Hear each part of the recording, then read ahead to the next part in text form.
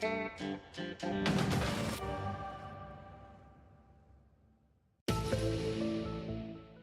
zhvillimin e teknologjisë dhe përhapjen masive të përdorimit të internetit dhe aplikacioneve të ndryshme, është rritur edhe rreziku i përjetimit të formave të reja të dhunës, ndër të cilat edhe dhuna digjitale.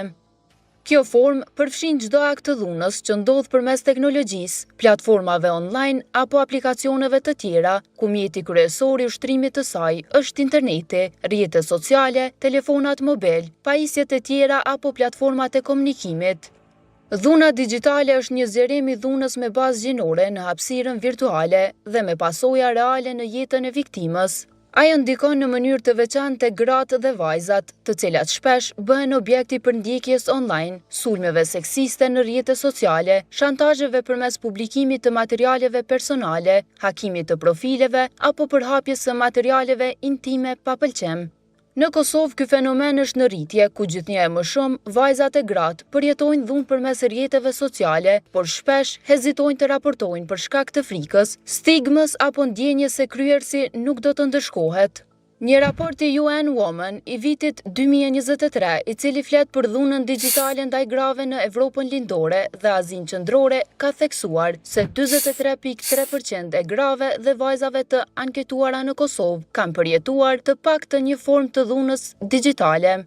Format kryesore të dhunës digjitale sipas këtij raporti janë marrja e mesazheve fyese apo të padëshiruara, marrja e mesazheve me përmbajtje seksuale në rrjetet sociale, si dhe hakimi i llogarive personale të grave në rrjetet sociale. Me zhvillimin e shpejtë të inteligjencës artificiale, kjo formë e dhunës po bëhet gjithnjë e më sofistikuar, përfshir krijimin e përmbajtjeve të rreme apo formave të tjera. Sigurisht që zhvillimi i teknologjisë, sofistikimi i saj e ka bërë vetën edhe për hapjen e formave të ndryshme, edhe për mbajtjeve, jo vetëm në internet, po në rrjete sociale. Inteligjenca artificiale, zhvillimi i cilës tash po na prek gjithëve, secili që e ka tash një telefon ose një kompjuter ose diçka, i bjen çdo ditë më përballë me përmbajtje që janë krijuar në forma të tilla. Dhuna digjitale si koncept që është besoj prej se ka fillu zhvillimi i teknologjisë më rrit pak më shumë, ka ardhur edhe në Kosovë, është pjesë ekzistente edhe në mesin tonë, sidomos dhuna ndaj grave. Gratë përballen me forma të ndryshme të dhunës digjitale, siç janë shantazhimi, publikimi përmbajtjeve denigruese ndaj tyre, të ngacmimet online, ndjekja online deri te komentet mas të njerëzve të cilët bëjnë thirrje për me pas dhunë ndaj grave. Na si Brit.info, kem trajtu përmbajtje të ndryshme keq informuese. Zakonisht merremi me përmbajtje që kanë relevant pak më shumë politike, për shkak se në rastin e dhunës ndaj grave apo edhe të informimit baza gjinore, ata të cilët janë pjesë, të cilët e promovojnë këtë dhunë, kryesisht preferojnë të jenë diskret, pra janë të msheft, nuk e bojnë publikisht. Edhe në raste të tilla është shumë më vështirë me detektu ata. Po pjesa më e madhe më e rëndësishme i takon institucioneve të vendit sigurisë, pra gjithë ata që hasin dhunë tillë, për shkak se na e dimë që është temë e ndjeshme, edhe sidomos gratë dhe vajzat, zakonisht preferojnë me zgjedh heshtje në raste të tilla.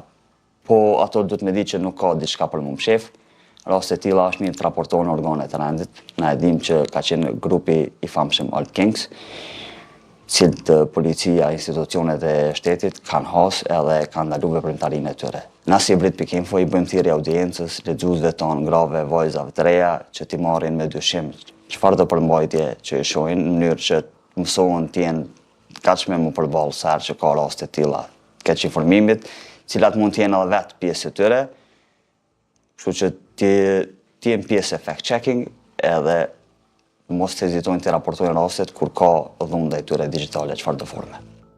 Në të ardhmen këto rreziqe mund të thellohen më tej dhe të shndrohen në bariera të reja për sigurinë dhe pjesëmarrjen e grupeve të cenuara në hapësirën publike. Në anën tjetër, dhuna digjitale nuk përfshihet në mënyrë të drejtpërdrejtë si vepër e veçantë penale në legjislacionin aktual në Kosovë. Kodi penal i Republikës së Kosovës në disa nene trajton veprat penale që mund të ndërlidhen me dhunën digjitale. Megjithatë, kjo bëhet vetëm duke u aplikuar dispozitat e caktuara edhe për situata që ndodhin në hapësirën digjitale, ndonse ligji nuk i përmend gjithmonë shprehimisht termat online, internet apo rrjete sociale. Kjo lënje boshllëk në aplikimin praktik, me që në situata të caktuara lën në diskrecionin e organeve të drejtësisë për ta interpretuar nëse një akt ka ndodhur në mënyrë digjitale dhe nëse përbën vepër penale. Dhuna digjitale ndaj grave në Kosovë është një realitet në rritje, që kërkon më shumë vëmendje institucionale, përmirësim të legjislacionit dhe sensibilizim të opinionit publik, duke edukuar dhe fuqizuar në veçanti gratë në hapësirën digjitale.